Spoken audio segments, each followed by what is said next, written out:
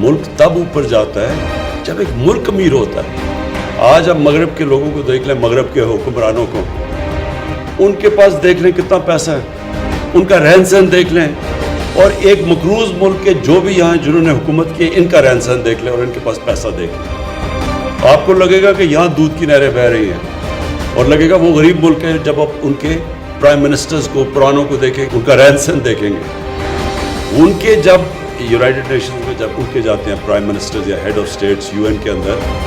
تو وہ کتنا پیسہ خرچ کرتے ہیں، اور جو ہمارے یہاں سے ایک مقروض ملک میں جا کے کس طرح وہاں رہتے تھے، کس طرح پینٹ ہاؤس اور ہوٹل کے اوپر پورے جو سب سے مہنگے ہوٹلوں میں جا کے رہتے تھے۔ یہ ہے ہمارا مسئلہ، اور بدقسمتی یہ ہے کہ ہم جدھر سے شروع ہوا تھا ہمارا سویلائزیشن جو ہم دیکھتے ہیں، مدینہ کی ریاست، کیونکہ نبی صلی اللہ علیہ وسلم نے وہ ریاست بنائی تھی،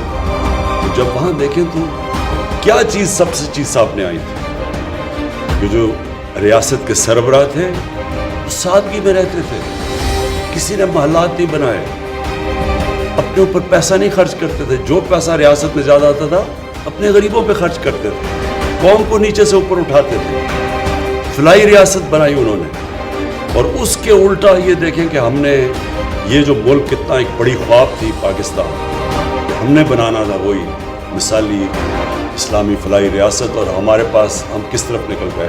اور اس کا نتیجہ سامنے ہے کہ جب تک ایک قوم واپس اس نظریے پہ نہیں جاتی جس کے لیے بنی تھی، اللہ کی برکت نہیں آنے لگی۔